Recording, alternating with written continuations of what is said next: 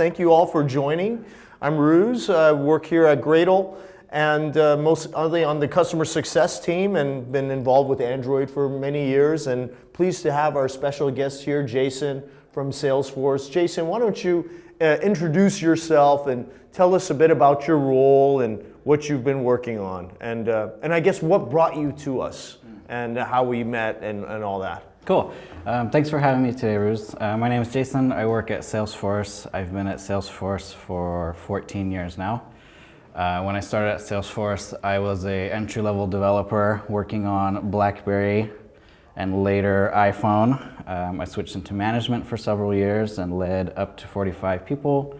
And about 6 months ago, I switched back to an individual contributor role where now I'm an architect working on the mobile build engineering team for Salesforce. So me and my team specialize in the vertical of building for iOS and Android for all of our products. And what brought me to Gradle was, I think for way too long, our builds have languished and have not had proper maintenance and investment. And we think we changed that 6 months ago when the builds were getting out of hand. We brought in Gradle Enterprise and a bunch of licenses for Gradle Enterprise, which really helped us to analyze the hotspots and make measurable improvements in our build times, which led to greater productivity for developers because they're not taking as much time to build their software. Awesome. And tell me about how you measure productivity and why you care about it in general. Or is there someone from above that says, hey, we really need to focus on, where does that all happen? Because that's why we're here today, right? I think it's both. And I think last fall, I wrote a pitch for our president of technology and said we should form a team that centralizes the knowledge for excellence in build engineering, specifically for mobile. For many years, it has not been a priority. We've duct tape and bubble gummed it together to get a build out the store. And I think kind of our breaking point was like builds over an hour. We're like, okay, this is not okay anymore. So now we're really putting in the calories to bring those build times down. And today we're going to talk about specifically how we got our biggest Android app, the Salesforce app for Android, down from 20 minutes down to more like 4 or 5 minutes.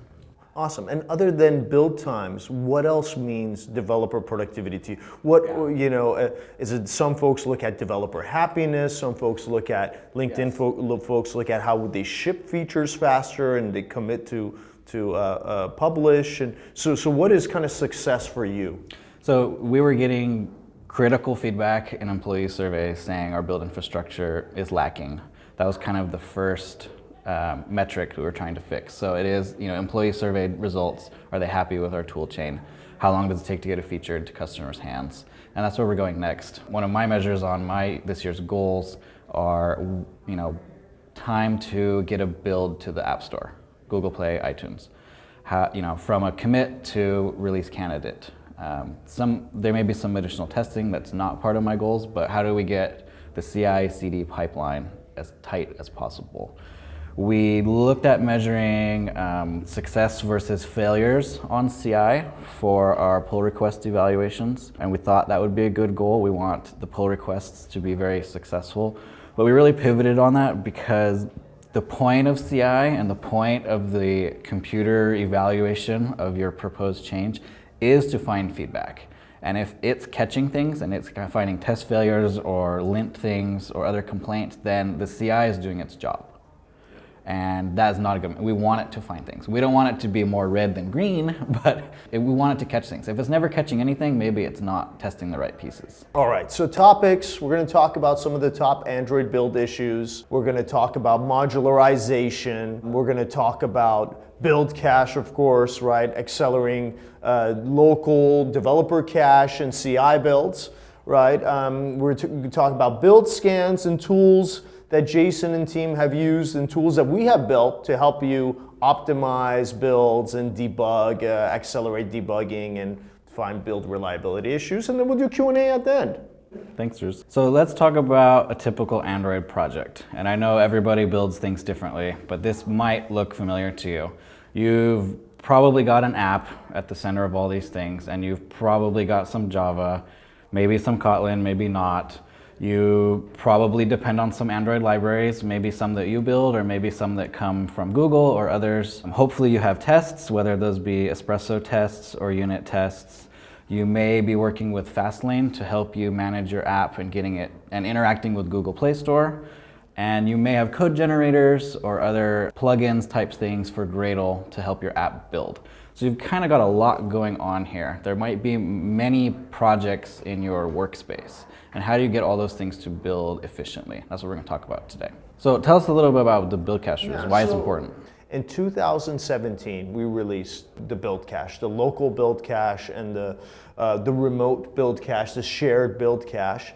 And for us, build times was, before Gradle Enterprise, we were doing a lot of consulting and training and support. And make my builds faster was one of the top things. And we get it, right? It's still one of the lowest hanging fruits on developer productivity, right? What are you gonna do when a build that is under 3 minutes? You really can't do much, right? You can't get coffee, you can't, it's this short amount of time, but those are some of the most painful builds. And actually Google, as an engineering productivity team, they talked about this in a presentation that I saw at Scale Conference. And they said, builds under 5 minutes are really the most disruptive to workflow. And they could see that developers would actually stop working. So the first year, it was all about getting the build cache going. Year 2 and year 3, what we started seeing from our users is, okay, well, the cache is now a commodity.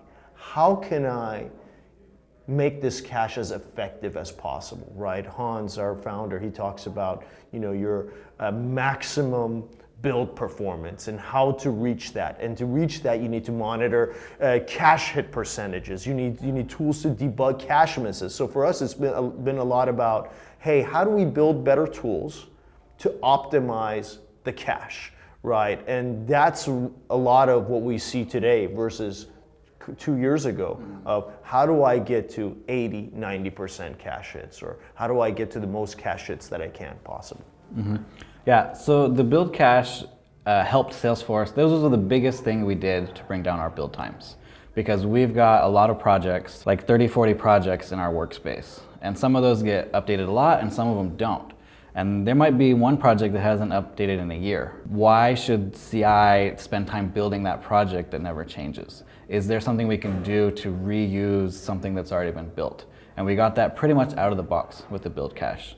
So the build cache excels at computation-intensive tasks. For example, if you need a bunch of prime numbers in your app, for example, calculating those prime numbers is a computation-intensive task. You would not want to do that 100 times a day on your CI. But if the cache has got it in the cache, we can quickly pull out that pre-compiled bit and run with it. So you don't have to spend CPU cycles doing that. Something you might not want to cache is something that maybe changes over time. So maybe if you're doing something with a stock price or the weather, you don't want to cache that because maybe if you're using yesterday's weather, that might not be good for your application. And like you were saying, you want to help Gradle put the right things in the cache. So things that you think are going to get reused should be in the cache. Maybe throwaway branches should not be in the cache because they might evict something that might be more important. And that'll bring your cache hit rate down. So you can use Gradle Enterprise to study how well your cache is working. So let's look at some cacheable Android tasks. These are a bunch of tasks that I saw in a build scan that were cacheable. And some of these look quite resource intensive, merge debug resources, compile Java. These are things that take inputs, make outputs, and if you don't have to spend CPU time doing that, makes your build faster. So here's a quick slide how to turn it on. There's a much more detailed guide at the bottom of the page.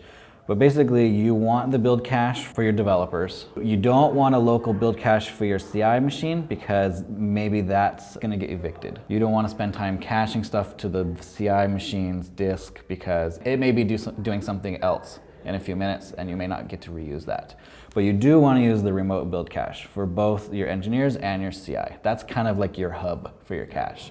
That's the persistent cache. If you have an ephemeral build machine that disappears, you lose all that work it's done. But you can kind of save that for its successor to the remote build cache. And I'm going to throw you an off-script question here, yeah. Lay it on me. You know they were coming, right? So when you started looking at and using Gradle Enterprise to see how well cache is being used, were you seeing folks not using the build cache, or folks that didn't know the build cache was on? Were you getting much of that? So when we started, even the local build cache was turned off. The project was using old versions of Gradle, old versions of plugins. I think we were using a Gradle that was so old that parallelization was a beta feature, and you had to opt into it, so that was turned off. So turning on a lot of these flags gave us kind of out-of-the-box improvement. Build cache helped a lot, so we didn't really tell developers they had to do it. We checked it into CI, and they kind of got it with everybody else. And with the build scans, we could start to measure and see, look, it's getting better for people. Not just the Jenkins machines, but also for the developers. And we were seeing similar gains. Developers, right? How do you know who's doing what, and how is everyone using, you know, the builds in the most optimal way, right? Mm-hmm. And they're all over the place. Yeah. We've got developers kind of all over continental US. And you want your build cache to you want one near your people. If you have to go halfway around the world for the build cache, it may not be as effective as something that's down the street from you, or something you've got a high bandwidth link to. We run the build cache inside Salesforce's network. So we didn't need to turn on authentication, because only inside our VPN can access it. So there was no additional passwords to set up or anything. And the local build cache is once you're on it's on your disk. Latest version of Gradle, it's automatically turned on. Right? Yep. Yeah. So it worked great. So how do you know if it's on or not? So this is an example of a build scan from Gradle Enterprise. Yeah. And if you go to the performance on the left, you should see a build cache tab. If you don't see this tab at all, build cache is probably off. But here's a little bit how to read this. So first off, at the top of the page, you've got tasks whose outputs were requested from cache. So we had 469 tasks. 95% of them were cache hit from the remote build cache, which is a pretty good hit rate. Yeah, I would say so. I would say don't spend time getting it higher than that. The local cache was disabled because this was done on a Jenkins job. The push was enabled. We have Jenkins push builds because those are the cleanest environments we have. You may not know what cruft is on miscellaneous developer workstations, but what is on our build machines is highly sanitized and trusted. So we only do pushes from there. And then how to read some of these numbers down here. So we hit the cache 447 times. We downloaded 84 megabytes of cached products at 2.3 megabytes per second, and we spent 37 serialized seconds doing this. This is a parallelized thing, but if you stretched them all out, we would spend 37 seconds on this. We uploaded 22 products to the cache at 6.2 megabytes per second, and down here it shows our pack and unpack times, basically compressing and deflating things up, and this is like the mechanics, the cost for using the cache, shall we say. But the benefits of sending and receiving far outweigh the costs of using it. And for folks sorry to interrupt you, for the folks who don't know what a build scan is, it's essentially a scan of your build, right? You Thanks, run it with so every time you run a build, you can run your build with depending on which version of Gradle you're on with a -scan command, and it'll basically send your build metadata into this very nice rich UI when you could search it and whatnot, and you can get that from scans.gradle.com or just search for a build scan. But yeah. So at Salesforce we use Gradle Enterprise, but if I don't have that, can I get build scans? You can, but the data does go to our EC2 server, so probably folks at certain organizations, big banks and whatnot, might not allow that. There might be some sensitive or custom information on your libraries and which libraries you're using, right? So if you're working on a secret project and yeah. So it may be good for one-offs or good for... Yeah, it's good to good to test it out and kind of look at your build. And so here what Jason is showing is a view of Gradle Enterprise from all your scans. Specifically, you can see in the query box showing CI builds. So show me all the succeeded CI builds from the last 7 days. And yeah, so what are we looking at here, Jason? Yeah, so let's drill into it, and I want to talk about how to read this, because this is how you measure where you are today, so you know where to focus your resources and where to improve. And is this the first place as an administrator and someone who owns the builds and owns developer productivity, where do you usually start? Is this one of the first windows that you look at? This is where I start, yeah. And how often do you look at this? Daily. Daily? Yes. Okay. So we're training developers to stop sending me Jenkins console logs and send me the build scans, because I get far more data from that. And if they send me the Jenkins link, the first thing I go get is the build scan link. So let's talk about how to read this for a second. So in that box, it shows this is one scan out of that whole 1 week interval. I think we had 600 builds in a week on Jenkins. So how do we read this? It started today at 2 p.m. The build time took 2 minutes and 58 seconds. This is wall time. So if you started a stopwatch and ended your stopwatch, this is how much it cost. Many of the other numbers you'll see here are the serial times. So if they're running in parallel, those wall times will be shorter. So if we stretched out all of our serial tasks into one long string, it would have taken 5.5 minutes. So just by turning on parallelization, we got a 2x speed increase. And I didn't do anything. I added a one-liner to my Gradle.properties. Yep. Boom. So we also saved 9 minutes by avoiding things, and we'll talk about that in the next slide. And our build cache cost us 1 minute, but we'll also measure what it saved us. So here's the serial task execution. If we stretched them all out, it would have been twice as long. And here's how much time you saved by avoiding tasks. So they can be up to date, maybe because you already did it and nothing has changed, so I don't need to do it again.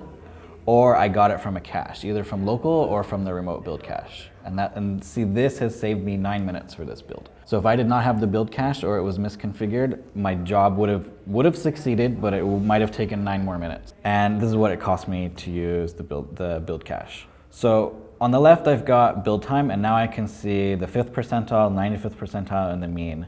So the average is I'm spending about 3 minutes doing this. And over the last week, we did 638 builds on Jenkins, you can see in the bottom right corner.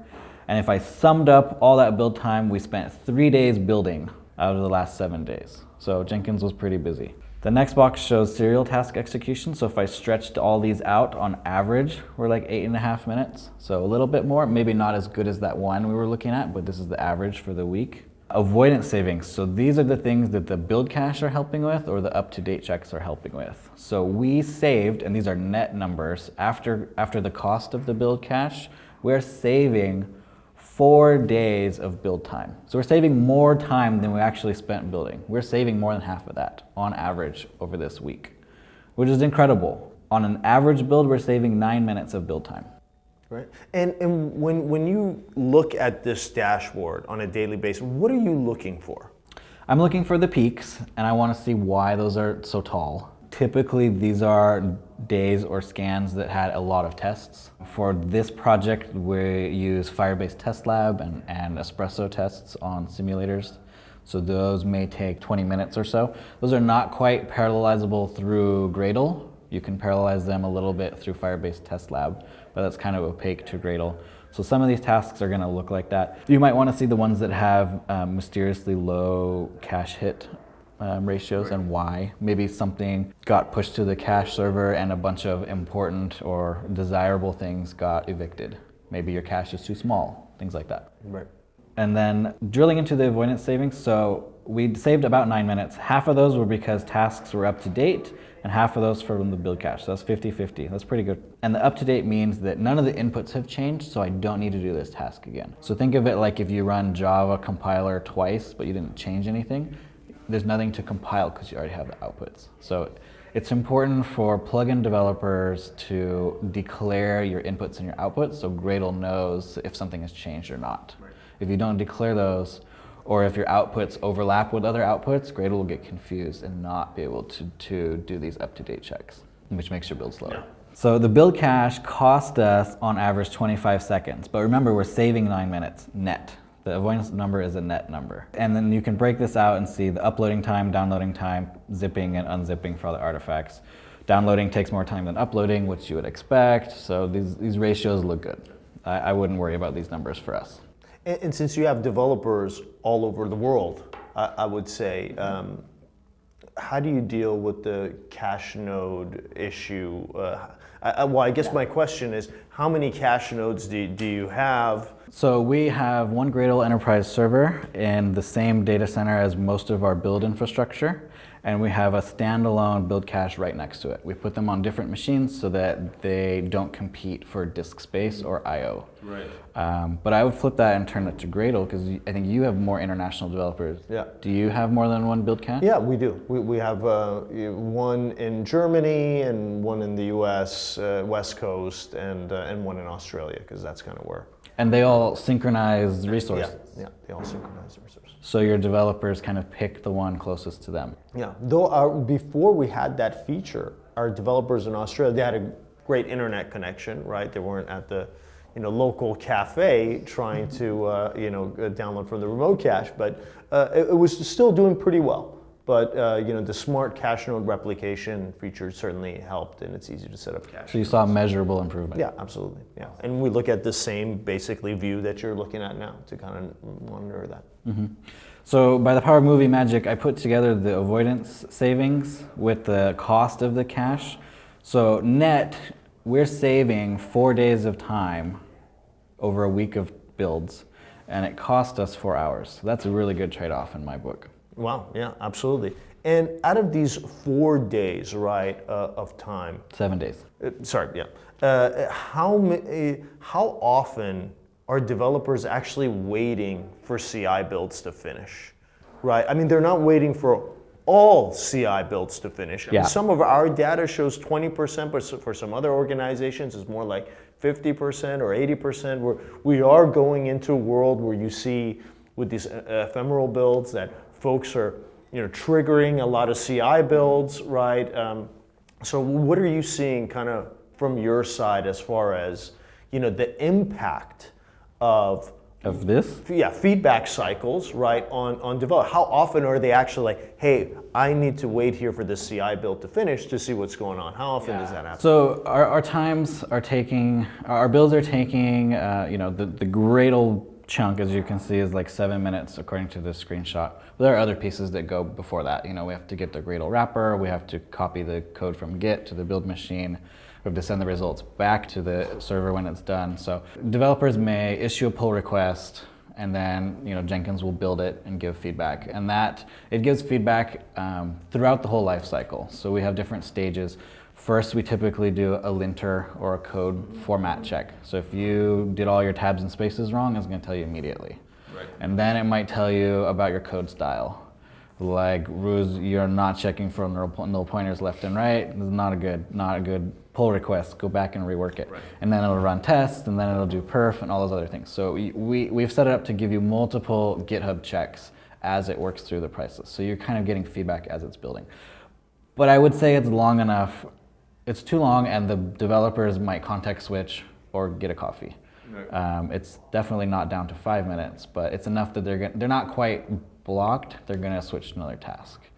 I think the most important impact is that it's helping them with their development lifecycle. So as they might be switching branches or switching projects, that local cache is going to help them build faster. So like I said, we've got maybe 30, 40 Gradle projects in a workspace. If they switch branches, a bunch of those projects might be invalidated, but a bunch of them might still be cacheable, and we don't have to build you don't have to do a Gradle clean and Gradle build. Don't do a Gradle clean. Let the build cache and let the cache work. You can rely on it. Yeah. And speaking of which, did you have many issues there with folks not trusting the cache and saying, you know what, I'm just going to run clean all the... I mean, it happens less with Android as certain other JVM build tools. We see it, and I've seen it. Man, the build scans help me find that, because I can see like what tasks people are using, and I can say, hey, you don't have to do clean. Or hey, clean cost you this much time. Right. Try it without a clean and see if you get a better result. Or we can catch Jenkins jobs that are calling clean that we just get rid of because it's wasted time. And that's brought down build times too. Yeah. Cool. Well, thanks for sharing that. Of course. So let's get some audience interaction. All right, yeah, let's do a poll here and see who is using the build cache today. I would say it's about 10%. 10, 15%, maybe 20%. Yeah, so what would you say to those folks? I mean, we talked about it, of course. We talked about it. I would definitely turn it on for local builds because you'll get some impact for the average developer. And if you can, try and set it up for remote builds. Gradle makes it available as part of Gradle Enterprise. I think you can get it as a jar or as a Docker image, so it's very easy to prototype. Get going. Yeah, as Jason said, the build cache is your best friend.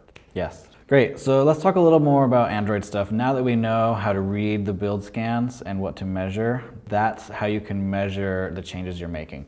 Don't just go willy-nilly change stuff because your gut might make you think it's going to be faster. Go and measure it. So Android X and the Jetifier. So Android Support Library came out many years ago. It is a set of add-ons from Google to make Android better. And at Google I/O 18, Google announced Android X. And Android X is replacing the support library. It's going to be semantically versioned and a little more version compatible. So if your dependencies have different versions of the support library, they'll all play a little bit better if you're using Android X. Android X is very similar to the support library, but they've changed the package. So Google helped by producing a tool called the Jetifier. And what this will do is it will go and rewrite your dependencies to use Android X for you, because you can't mix and match the support library and Android X. Which is good for you because you can start using Android X and you use the Jetifier to fix all to transform all your dependencies. Mm-hmm. It's bad because it costs time to do that rewrite. And we were seeing 30 seconds per flavor. So if you've got debug, internal, and release flavors, that's a minute and a half there of rewriting your dependencies. So you can measure that with a build scan. I think the task is called transform task. If you can update your libraries to be Android X, so you don't need the Jetifier, that's the best way to go forward. And if you're writing a library, please go switch your library to Android X so that your customers and your users can switch to your latest version, and we can all move past the support library. Parallel. So this was one thing that some of our projects did not have turned on because the Gradle scripts had not been touched in a lot of time. There's a lot of cobwebs all over them. But turning this on was a really quick fix. Tasks that Gradle figured out could be parallelized, things that didn't depend on each other, started running in parallel immediately. If you need to make a debug build and a release build at the same time, those are a really easy example of two things that the computer can do at the same time. They don't really depend on each other. And Gradle will figure out all the task dependencies between them. And Gradle will know how many cores your machine has and decide what's the best number of threads to use automatically. And we've seen this. I mean, I've personally seen this because I work with Tony on a lot of Gradle Enterprise trials and proof of concepts. We look at the timeline view of the build scan, and we see that it's quite parallelized, right? And Tony sometimes asks, hey, maybe you should throw more cores at this, right? And kind of bring that down. From your side, any tips and tricks on getting more parallelization, right? Yeah. Is that something that you look at like, it's pretty great how we have it now, but I have this, with working at Salesforce, I'm sure you have these massive machines, unlimited, hardware, power at your fingertips, right? I'm sure you could throw more cores at it, right? How often do you look at getting the most out of parallelization, and what tips and tricks do you have there? Sure. So when you look at your build scan, a healthy one, because when you look at the timeline view, it stacks and shows all your tasks. A healthy one might look kind of like a brick wall with a bunch of little rectangles, very long and very tall because you want all those threads being used. A very unhealthy one will be a long skinny bar because they're all done in one thread. That would be bad. What it's probably looking like is very tall at the beginning, and then it kind of gets narrower as we get to the end of the build process, and maybe all those inputs are getting merged into an output file. So look at those later things, see if they can be broken up at all. Check if you have depends-ons that don't need to be there. Like if you're producing a report, like if you use findbugs. If you're producing an HTML report, you have to run findbugs first. You can't make the report before you do the scan. So some of these do depend on each other things. There's another keyword where you can say should run before or after, which you can tell it, if you're doing serial, do it this order, but it doesn't necessarily have to be, and if it has the cores, it'll do it. So if you can find some things that maybe don't need to depend on each other, or removing those depends-ons, or changing them to shoulds, you can get it a little more parallel. more than 8 or more than 12 cores might be overkill, but it depends on what you're building. Right. If you have 30 projects like our workspace, maybe 30 cores will be good to get you going. Yeah. Maybe not. Right. But in the build scans, it'll tell you how many cores are available to it, and use the data to tune it for your environment. All right. Thanks for the insight on that. As we saw in the earlier build scans, we turned on parallel, and for this build scan, we saw a 2x improvement. So the other thing with this is give Gradle a whole bunch of things to do at once. Don't like one-off these Gradle commands as part of your build scripts. Don't do assemble and then a lint and then a release, because every time you do that, like in the second example, Gradle has to start up. And we didn't talk about it today, but there's also a Gradle daemon you can turn on that'll keep some of that cache information warm. But there's still a startup cost at running the Gradle wrapper. If you do the first one, Gradle has an opportunity to parallelize these two tasks. If you're looking at the second example, there's no way to parallelize those because they're completely separate processes. So if you can, try to give Gradle a bunch of things to do at once. Depends on your pipeline. Repositories and dependencies. So here we're getting into some more code on the screen. So I want you to remember that the order of your repositories, where you get your dependencies, it does matter. So if we have 30 or 40 projects and those have, I don't know, let's say we have 400 dependencies to get. And that includes Google tools and libraries. Gradle is going to go check, what have we got? 1, 2, 3, 4, 5, 4 different repositories. It's going to go look in all those repositories for all these things. And it's going to go in order. So if you can hint to it, like this Google one, your dependencies are more likely to be in Google than JCenter, put Google at the top. And if you've got dependencies in more than one repository, the higher one is going to win. So if you have an internal Maven, you can also use these repository filters, and I gave a long link at the bottom, but this helps hint to Gradle what kinds of dependencies are in this Maven.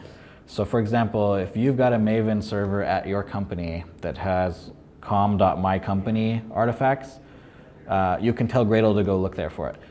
With this example, it will never go look in maven.mycompany for a com.google dependency.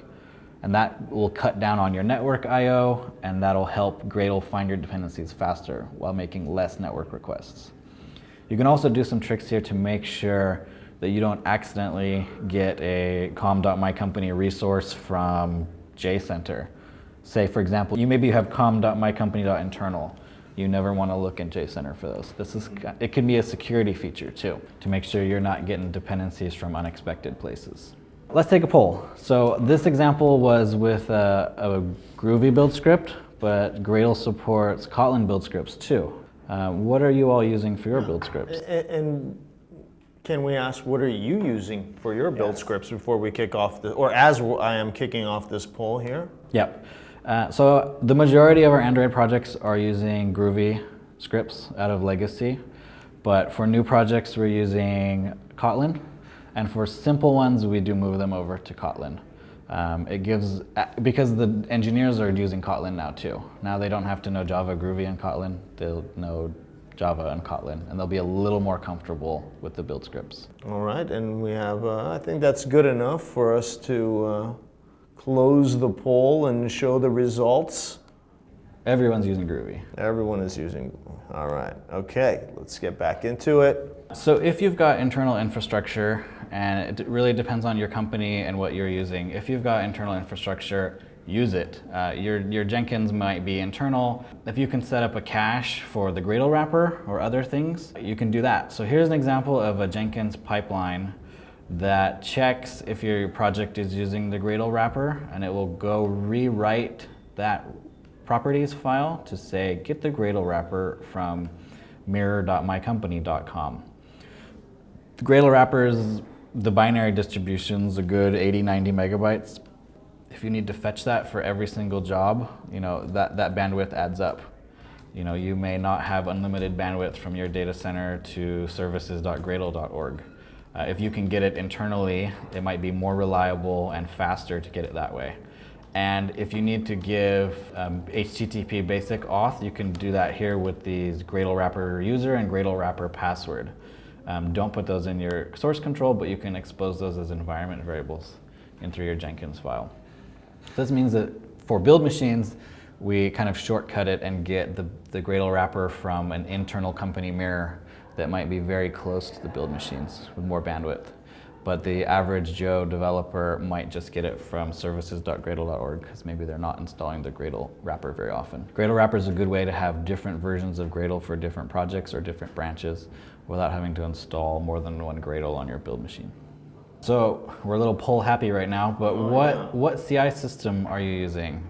And here are the results. Jenkins at 59%, TMC at 4%. We see a lot of Circle CI, Travis and other as well. So the other important Gradle plugin that you must be using as an Android developer is the Android Gradle plugin from Google. It's important to upgrade this. Google is constantly making performance improvements and bug fixes. For example, Android Gradle plugin 3.3 came out in January. It fixed a major memory leak in lint, and it also used more configuration avoidance APIs, which means that it doesn't create a whole bunch of tasks unless they're actually about to get run. So you may not create release tasks if you're only making a debug build, which makes the configuration step for Gradle run faster. And 3.3.1 had a parallelization fix for lint. You can see more about this issue with the link at the bottom of the screen. 3.4 came out in April, which used more configuration avoidance APIs, which means that warm-up for Gradle is faster, more parallelization, and conversions of transforms to tasks. So that means you'll get more out of the remote build cache. And as we saw with Salesforce's example, the build cache made a big improvement on performance. So these, you may not think to upgrade AGP, but you get measurable improvements out of this, not just new features, but fixes and performance improvements. AGP 3.5 is around the corner, and I think the biggest feature will be caching of Android unit tests. So if you're doing RoboElectric or JVM unit tests, they'll cache, which means if your Java sources don't change, your tests won't have to run, but you'll reuse the outputs from last time. And it's important to note that they're only cached when the tests pass. So if you have test failures, it's not going to write that to your build cache. More transforms will be converted to cacheable tasks, which make them more cacheable. There's a class loader leak, and data binding will get better with incremental annotation processing, which means that you don't have to start your builds from scratch. You can reuse outputs. Yeah, and we had a question earlier from the questions toolbar about are transforms cached, and yeah, so that's coming in 3.5. You can try out the beta now. And I should add, right, a little bit of context here. The Google Android SDK team, they own the Android Gradle plugin. Yes. And we work closely with them on Gradle build tool side, and we want to make things, as I said, right, build times and caching is it's your best friend, right? Yes. One of the lowest hanging fruits of developer productivity for us is build times. And the best way we found how to do that is through caching. So with each version of Gradle build tool, there are more things cacheable. There is more data about cacheability and ways for you to optimize your build. So there's more things going to build scans and more things going to Gradle Enterprise. And we work closely with the Android tools team to take advantage, to make Gradle build tool have features that make every version of the Android Gradle plugin faster, right, and more cacheable, yes. Right? That is one of their top objectives of that team is improving build time. So everybody understands the priority of this and wants to make this better and faster. Yeah, and I think the same could be said about updating Gradle. Yeah. You want to stay on the latest, right? We added some amazing dependency management features around dependency locking and resolution rules and whatnot. With Gradle 5.0, and of course with every version of Gradle there's more things that are going to be cacheable and faster builds is part of our reason for existence, right? Build happiness. Perfect. If these issues from the Android Gradle plugin are important to you, take a moment to go click on them and star them and let the Google Android team know that you want to see them worked on. I think we've got one more poll. All right, yeah, well let's see what version of Android Gradle plugin you all here are using. And Jason, while we let the polls come in, I mean, you work for a large organization, right? Multiple Android apps. It's not easy being on the latest all the time. You have millions of users around the world, right? Customers and whatnot.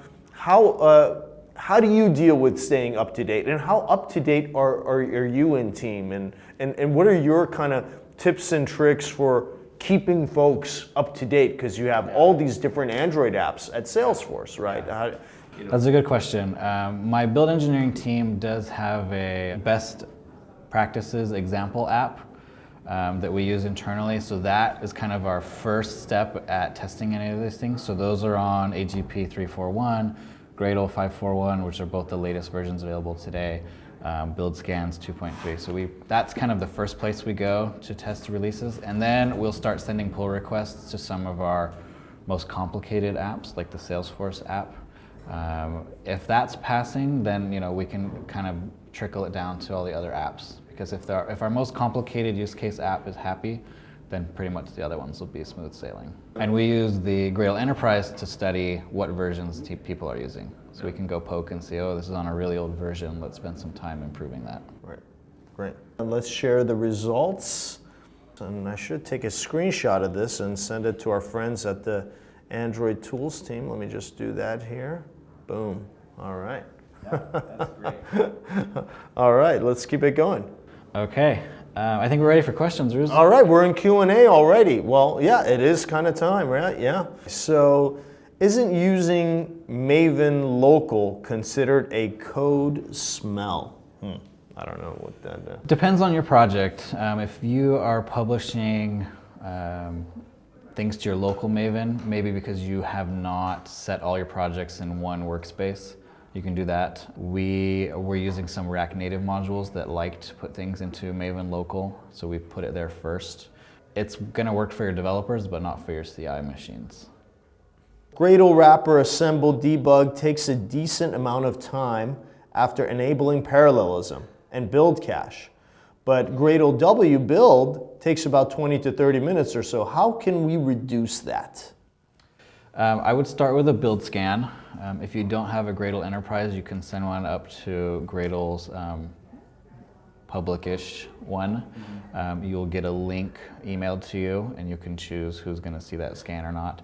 And from there, you can really look at your timeline view. You can sort your tasks by longest execution and see if that makes sense to you, if there's any red flags from there.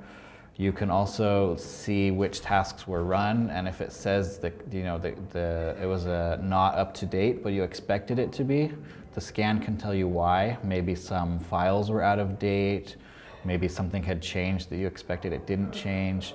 If more than one task are outputting files to the same directory, Gradle can get confused and rerun tasks.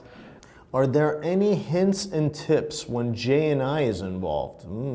Seems to be having a big impact on build times. And maybe you should talk about what JNI is for the other folks. We do have one project that uses JNI. JNI is where you write C++ code and you compile it with the Android NDK. And you may have some Java native interoperability, JNI. So you'll want the NDK. Some of those tasks may not be parallelized yet. I'm just starting to look into some of that now for one of our projects. Again, I would maybe ask on the forums and try to see if those outputs are cacheable. They may not be because they may be a little more platform dependent. All right. If my CI is publishing cache to build cache node with different version name and version code, how will that impact in cache hit percentage, I guess, from other team members? So when you say version name and version code, it makes me think that you're talking about APKs, and that's a little more high level than what the cache is going to store. The cache will look at individual tasks and store those outputs. So for example, you might have a Java compilation task or a Kotlin compilation task. Those intermediate files are what's going to be cached and not cached. And Gradle is very good at not mixing those up. It will look at maybe a checksum for the input file to really make sure that the same inputs produce the same outputs. Like when we talked about the weather example, if there are outside influences to those files, That might cause cache misses or some confusion, but that's kind of down at the plugin level to make sure those tasks are cacheable. And a build scan will tell you which tasks were cacheable and which were not. And if not, it'll typically tell you why it was not cacheable. Maybe the task didn't have caching enabled, or maybe there was a miss. Yeah. How many modules are too many? Is there performance cost to too many modules? And this is from James. I'm sure there's a limit. I can say that our biggest project has got about 40 modules in it. We're trying to pare it down. As I said, some of those modules haven't been touched in a year. We would like to take those out and convert them to AARs instead. If you're working in a mono repo type thing, build cache will be even more important to you, especially if not all of those are under active development. More parallelization might be something to look into for that one too. If you've got a lot of modules, there's might be more opportunity to parallelize things. All right, here's a capped question. How beneficial is cap.incremental.apt equals true? Will that make a difference in build time? I think the easiest answer to that is to measure it yourself. Turn it on, turn it off, do some build scans and measure it. You can use buildscan.tag to tag your builds with that on and tag your builds with that off. Just like in my screenshots, I was looking at the CI tag. And based on that, you can maybe do a handful of runs or whatever is statistically significant for you to measure it. I think it depends. I don't have an answer off my cuff, but I think the most data-centric answer is to test it. To measure it, yeah. Both maybe on your workstation and on CI. Yeah, so just run a build scan on both of those and look at the performance tab and check it out. All right, last call for questions. I think you're in the clear unless you want me to throw some more questions at you. No, I'll save that. Thank you. Thanks, Jason, for your time. Just checking in. I can see anything else. Okay. Thank you, Jason, for coming here and sharing some of your best practices with us. And thanks to you all for joining and with the webinar. And we'll see you on the next one. Thanks for having me, Rooz.